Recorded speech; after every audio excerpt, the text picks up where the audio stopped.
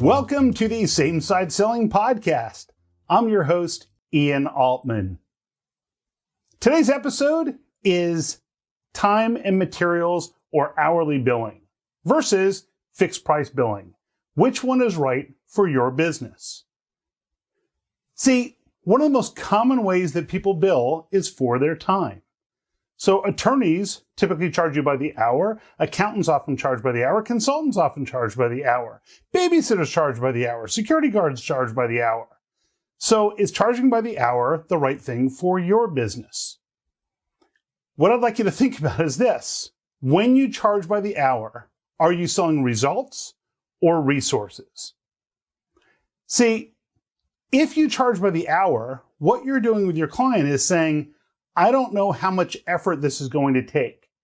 So I am going to charge you for my time and my people's time based on an hourly rate, which means you as the client are absorbing the risk for this opportunity, which means I can generally charge some multiple of what it actually costs me for that and not more. Now, some organizations fall into the trap of something really dangerous. Probably the worst contract type you can possibly have in business. And that is the contract type that is time and materials not to exceed. What that means is that someone will say to the client, for example, will say to you, well, we don't want to take all this risk because we don't know how much this is going to cost. So we want you to cap this project, let's say at 100 hours. And just for simplicity's sake, we're going to say that you're charging $200 an hour. 100 hours would be $20,000. Now, if you do the job in fewer hours, then they pay you just for those hours you bill. And if the job takes you more than 100 hours, then you max out because you cannot exceed $20,000. So does that make sense? And when you're in that position, what you are doing and what you're telling your client is, hey, look, if we are more efficient and we do the job in less time, then we're just going to charge you for those hours. But if it takes us more time, then we're going to cut our margins because we're only going to charge you up to that limit, even if it takes us 2 or 3 times as much.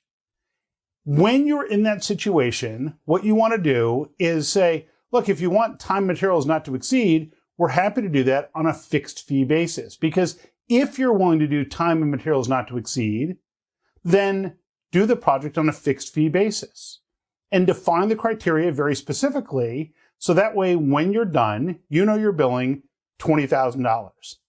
If it takes you 40 hours, it's $20,000. If it takes you 90 hours, $20,000. If it takes you 120 hours, $20,000. What you're doing in that case is you are absorbing the risk by doing it on a fixed fee basis. But you're also getting the upside if it turns out in your favor. As opposed to if you do time and materials not to exceed, then you're actually locking yourself in where you can never make more than $20,000, but you can definitely make less than $20,000, which isn't a good deal for your business. So when does time and materials or hourly billing make sense and when doesn't it? If you're in the world of litigation, litigators often charge by the hour because you could have a really straightforward case, but if the opposing counsel, if the other side is not easy to deal with, it could take you 3 times as long to do the job, even if you did everything right on your end. So if there are a great deal of unknowns, if you're not necessarily sure what the level of effort is, then time and materials is a way for you to share the risk with your client. You're giving them an honest assessment of what you think it will take. They're assuming some of the risk that if it takes longer, they're going to pay more. Even if they don't tell you there's a time materials not to exceed, at a certain level, they say, we're not going to keep paying you for this. The reason why it works for a security guard is because it's not like the security guard can charge a premium if nothing happens or charge more if something does happen. Instead, it's just, look, I need a person there for this amount of time. For the babysitter, they might charge you by the hour, and you're happy to pay by the hour because, look, you watched my children for 5 hours and kept them safe. I'm paying you for the 5 hours. But what if a chef charged you by the hour? What if you went to the restaurant and they said, well, look, we're going to charge you by the minute for us to prepare your meal. Well, that'd be crazy because you don't want the resource and the effort of them cooking your meal. You want to pay for the actual meal and know you're getting what you're looking for. It's the same thing in business. So where you have complex opportunities, what I suggest is that you break those types of projects into smaller incremental deliverables you can do on a fixed fee basis. See, it's much easier to have a conversation with a client that says, we're going to perform this task for you. We're going to get you to this outcome. In exchange for doing that, our fee is X dollars. So someone can make an informed decision and say, is this outcome worth $20,000? Nobody has ever thought to themselves, man, you know what I really need is I need 12 and a half hours of somebody who's an IT consultant. I need 12 and a half hours of a software developer. When you bill by the hour, the problem is that you've commoditized yourself because you're saying, well, I'm just going to expend some effort and you're going to pay for those hours. There's no better way to commoditize yourself than to reduce everything down to an hourly billing rate. In fact, body shops, as they're commonly referred to in the industry, which is IT companies that sell resources, often will be selling the same resource as their competitors. And the only difference is how much they're marking them up.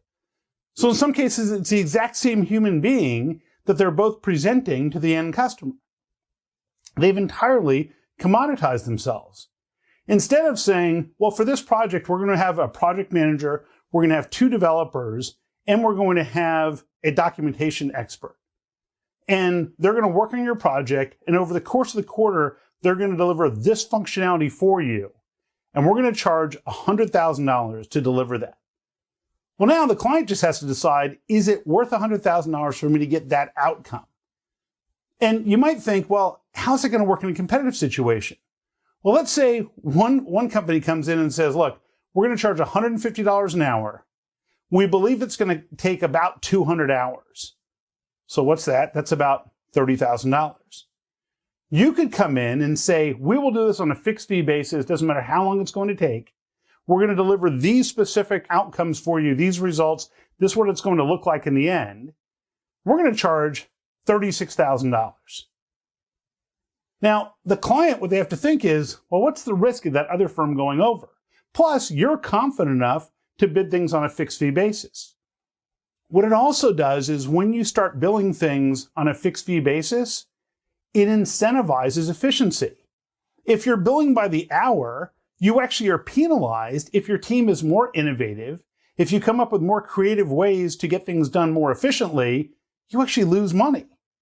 As opposed to an organization that actually gets paid on a fixed fee basis, they start working together and say, how can we do this faster? And think about it this way. Is it better for your client to get the results faster or over a longer period of time?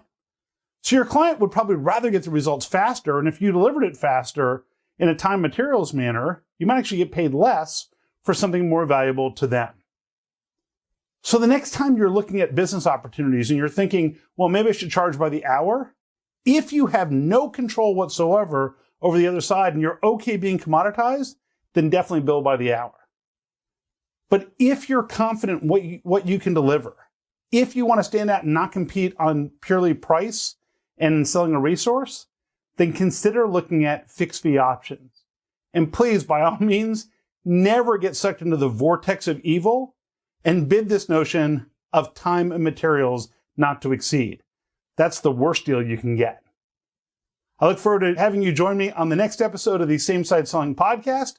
If there are episodes that you'd like me to talk about or topics you'd like me to cover, just drop me a note to ian@samesideselling.com. See you next time.